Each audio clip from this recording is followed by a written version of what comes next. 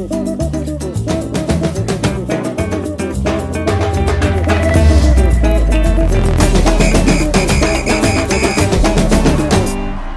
welcome to TRAVELZILLA. Don't forget to follow me on Instagram and other social media. Come say hello. And also, don't forget to drop a like, leave a comment, share, and subscribe. Now, get ready for the Brazilian side of the falls. Let's go!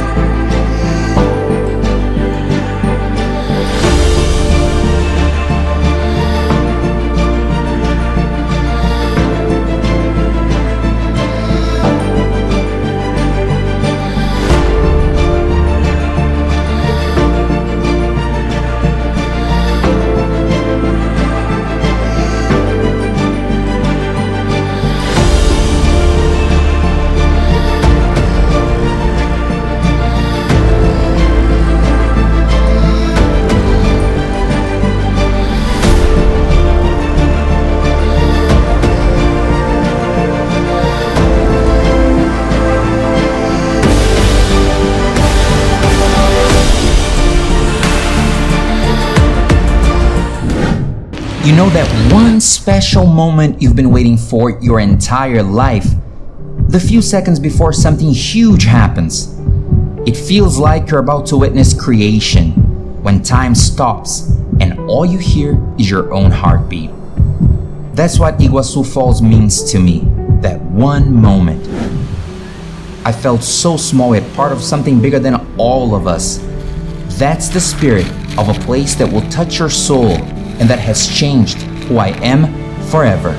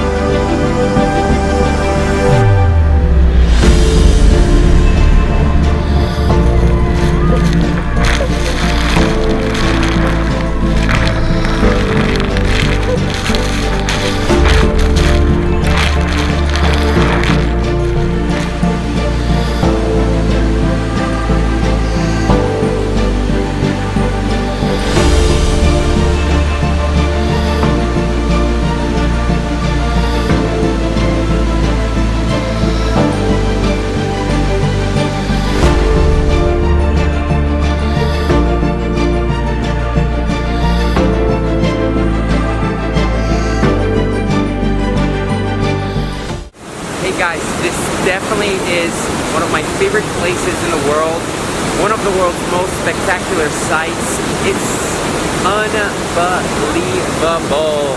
I have no words to say. Like, I had no sleep last night and I'm extremely tired and I am so happy. I can't even begin to express how happy I am today. by being here. This is one of the most special places I've ever been in my life, and it's the second time I'm here, and second time in a row that this happens. Brazil might have only 25% of the falls themselves, but there are a few catches here. The Brazilian National Park of Iguassu has an area of over 185,000 hectares, whereas the Argentinian National Park has got just over 67,000 hectares in area, even though 3/4 of the falls are located in Argentina. The thing is, the falls are so big that their best panoramic views can only be seen from the Brazilian side, so your best pictures of the falls will be taken from Brazil. Whereas in Argentina, you get more of a sense of the sheer power of the falls. Both sides are equally beautiful and complement each other, so visit both, for the experiences are very different, and there's a lot to do on the Brazilian side of the falls aside from the falls themselves too. Iguassu, which means big water in the local Native American language group, Tupi-Guarani, consists of 275 waterfalls distributed in 2.7 kilometers or 1.7 miles, divided anywhere between 1 and 3 levels. It's definitely the world's most spectacular waterfall.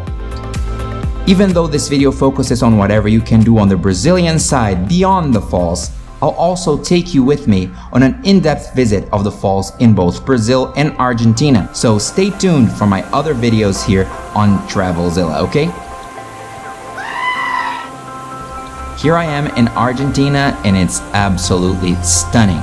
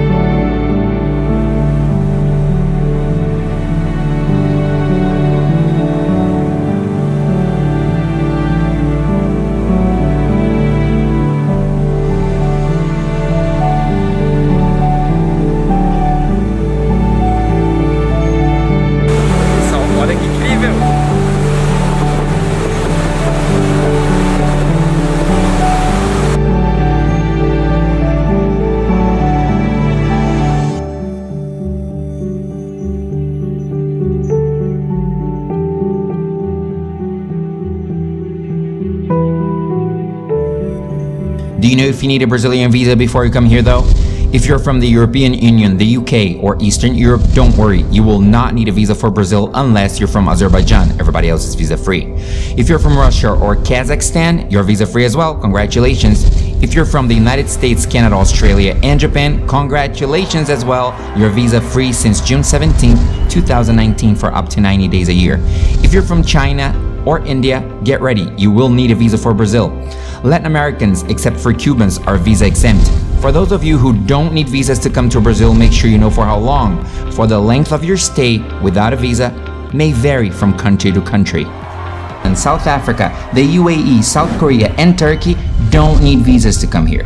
It's very likely you need to change flights in São Paulo city to get to the falls. So spend a couple of days in São Paulo if you can, for it offers the best nightlife, restaurants, and cultural events in this part of the world. At São Paulo's GRU Airport, most international flights come to Terminal 3, but in order for you to get to the falls, you need to change to Terminals 2 and 1. You can also cross town and go to Congonhas Airport, which is very centrally located. A lot of cheaper flights to the falls leave from there. Paulista Avenue is closed on Sundays when it becomes a big party, one of the world's most exciting avenues, definitely worth a visit. So stay in São Paulo for a couple of days if you can, guys. There are a lot of flights that link São Paulo to the falls directly, but some of the cheaper flights may stop in Curitiba, a great Brazilian city very influenced by immigrants from all over the world, you name it, Poland, the Ukraine, Germany, Japan, Italy, and Portugal to name a few. Some flights may stop there and go straight to Iguassu Falls, but in order for me to get the cheapest fare possible, I had to go to Porto Alegre and change planes there. Porto Alegre is very close to many German and Austrian villages and towns in Brazil, and to one of the country's most beautiful areas, an area called Serra Gaúcha, which is a very mountainous region with a very European feel and amazing canyons and waterfalls.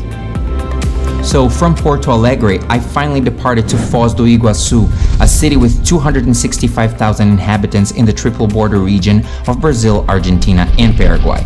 Foz is a very diverse city and has by far the best infrastructure in the region. There I stayed at the Viale Tower. To watch a full review, check out the Viale Tower review vlog. The link's gonna be at the description of this video, and the video is available here on TRAVELZILLA in both English and Portuguese. Now, if you're looking for luxury, your best option is the Belmont Hotel das Cataratas, which is the best in the triple border region. It's a Portuguese-style palace located within the Iguassu National Park in Brazil. The waterfalls are literally across the street from there. It's amazing. Even if you don't stay there, check out the exotic foods served at the hotel's restaurants. They are awesome. But how did I get here in the first place? Due to my 2 additional stops, my flight was cheaper than your regular flight to the falls. Flights from São Paulo to Foz do Iguaçu usually cost from $100 to $300 round trip, but I paid $55 on mine, including taxes, and it was round trip too. The 3 main companies that fly there are Azul, Gol, and LATAM. I flew Azul, which is owned by Brazilian-American David Neilman, who owns JetBlue in the United States. After you pick up your luggage, look for the Mona Lisa sign. It's a money exchange place inside the airport. Then look for this tour company called Falls Vision. They offer some tour packages, but they also sell van rides to the city center and stop at various hotels. It's totally worth it. Cab rides cost a lot of money, but they charge only 15 reais. That's $4 US. Awesome, right? On the way to the hotel, I stopped at the Dreamland Wax Museum, which is pretty interesting. It costs 79 reais or $18 US to get in, and has your usual celebrities around the world thing. I personally love the Transformers sculpture outside of the museum. It's awesome, right?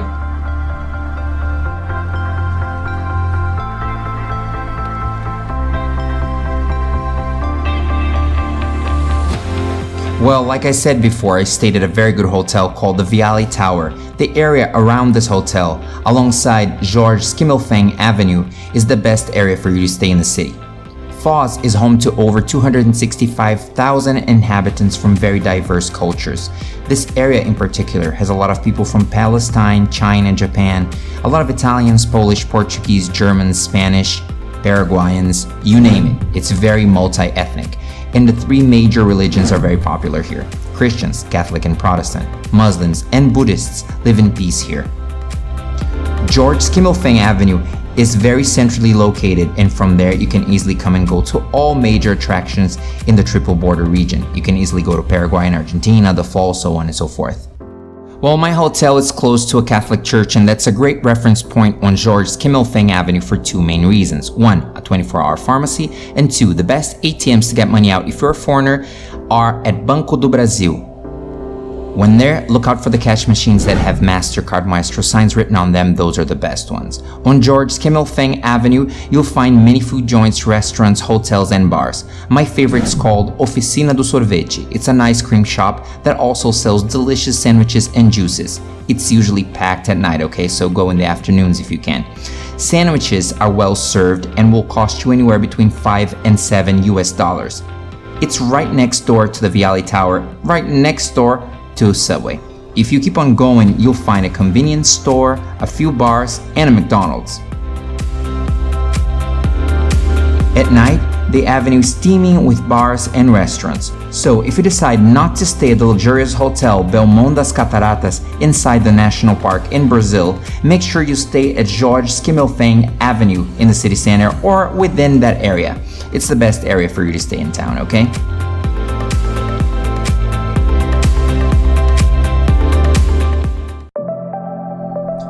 Not that many foreign tourists realize it, but just across the river from Foz lies the second largest city in Paraguay, Ciudad del Este, which is one of the most important distribution hubs for cheap Chinese products in all of South America. The two countries are currently linked by the famous Friendship Bridge, or Ponte da Amizade in Portuguese, and a second bridge is set to link the two countries in the coming years.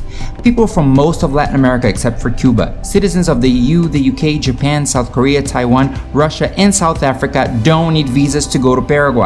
Citizens of the US, Canada, New Zealand, the UAE, and Australia can pay for the visa upon arrival in Paraguay, and it costs $160. But wait, you can technically still step on Paraguayan soil without paying for the visa fee. All you have to do is go on a tour of the Itaipu Binational Power Plant from the city of Foz do Iguassu in Brazil. It's one of the world's two largest dams and still is the largest generator of renewable clean energy in the world. It's amazing, you guys. You should definitely visit the dam.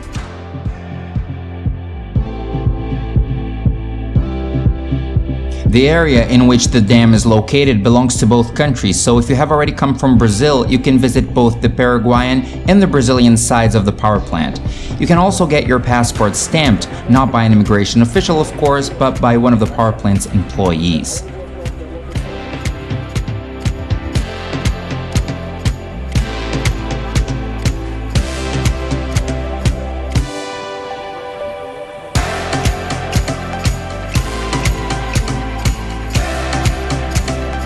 Itaipu currently produces 17% of Brazil's electricity and 75% of Paraguay's. And of course you'll be able to see the control rooms, which are amazing.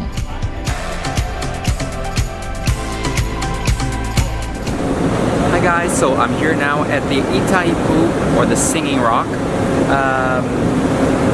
binational hydroelectric power plant. This used to be the largest power plant in the world for the longest time, and now it ranks number 2, but sometimes it goes to number 1 in energy production. Sometimes it has recently produced more electricity than the one in China.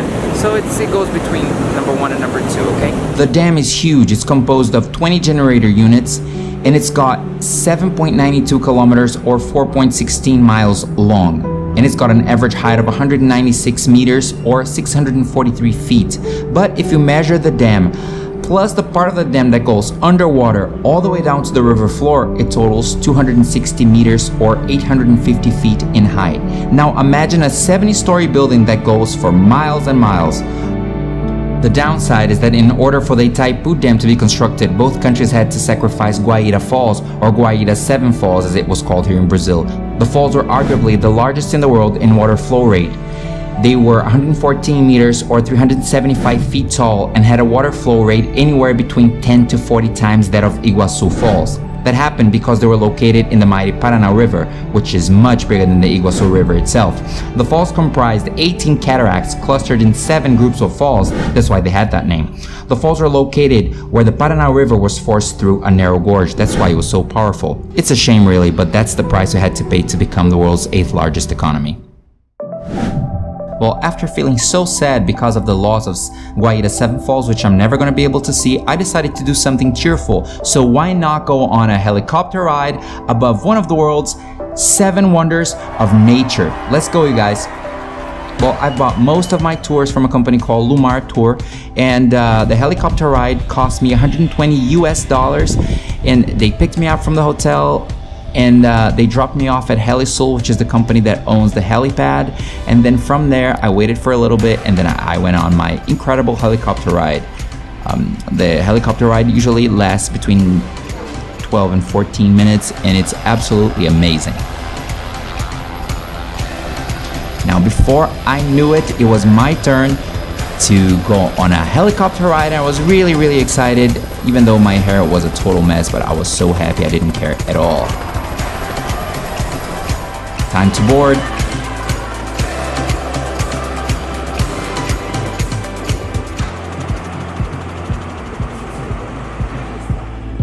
Hey guys, you know that we fly above the national park in Brazil and we fly above the national park in Argentina and the Brazilian National Park. It's got an area of 185,000 hectares, whereas the Argentinian park's got an area of 67,000 hectares. They're both amazing, but what's down there? I can't wait to show you all the animals and plants and things that live inside the park if you go on a safari or something like that, or if you go trekking or something like that. Let's go down there.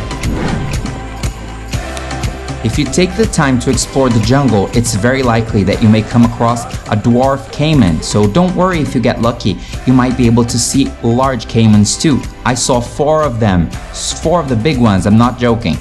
The Brazilian National Park has found over 40 brown jaguars in its property, not to mention the black ones and not to mention the ones in Argentina. I was very lucky that I didn't come across any of them. There are pumas in both national parks, the Brazilian and the Argentinian too. You definitely see the brown capuchins, for they are very common in South American jungles. You see the Brazilian tapirs or antas. You see the Brazilian squirrel. It's hard to see, but it's there too. Toucans are quite common and quite agile too. Otters also live there, as well as the crab-eating fox and the honey-loving tara, as well as many exotic parrots of all sorts. The national parks are also teeming with exotic plants and exquisite flowers, and hundreds upon hundreds of coatis everywhere, but please don't feed them, it's against the rules, okay?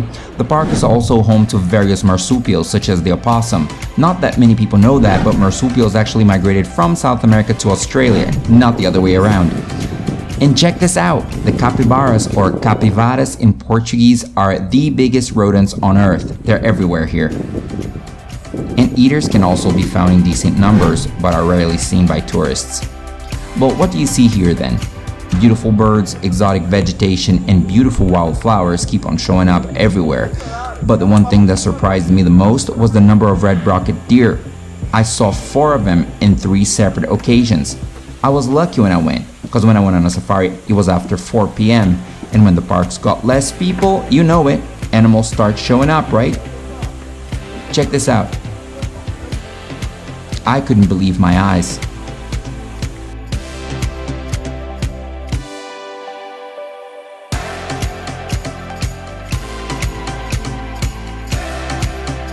And then I saw this. Okay, time to go back to the helicopter. Right now. Hey, this is the mighty Iguassu River before falling to the cataracts that have given it its name. Iguassu, big water. So calm, who would have known it? Oops, there it is, Devil's Throat, the place where Brazil and Argentina meet each other 24/7. It's quite an event, right? When I visited the falls, it was March, so the water levels weren't so high. It was late March, actually.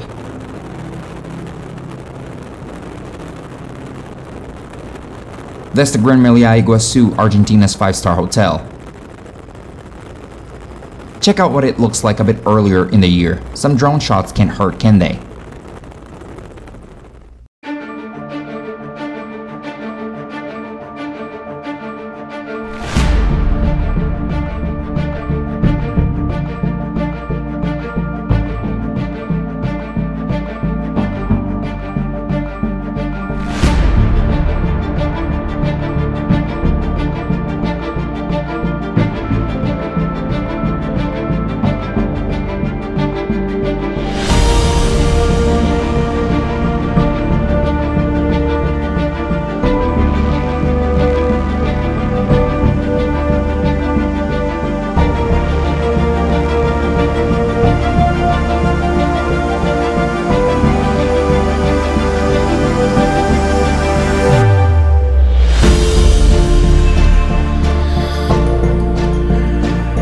Guess what's in here? Come on.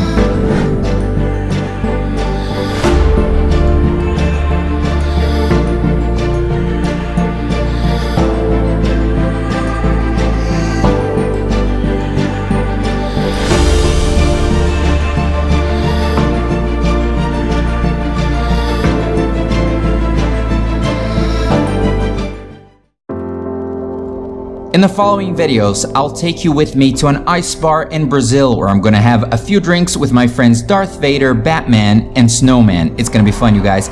After we get over our hangover, I'm gonna give you an in-depth tour of the bird park, one of the most incredible bird parks in the Americas, where you get to spend time with various birds inside huge cages. Check this out.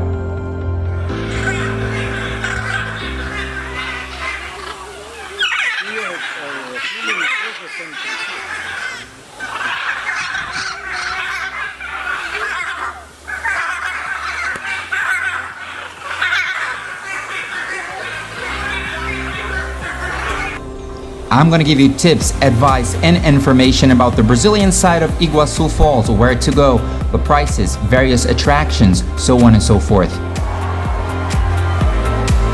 And of course that I'm gonna show you how to get around the park in Brazil. It's gonna be fun, you guys. Stay tuned and see my other videos, okay?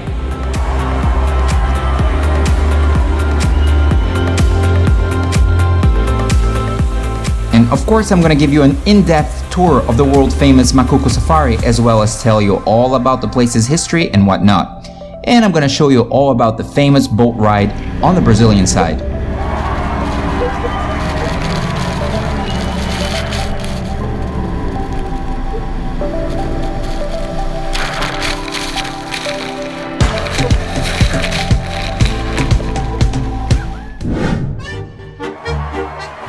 I'm also gonna make videos in which I'm gonna take you to the Argentinian side of the falls. I'm gonna show you how to get around and share with you the amazing experience I had at their great adventure boat ride, and tell you all about the differences between the boat rides in both countries. You should do both. Listen to me. Do both.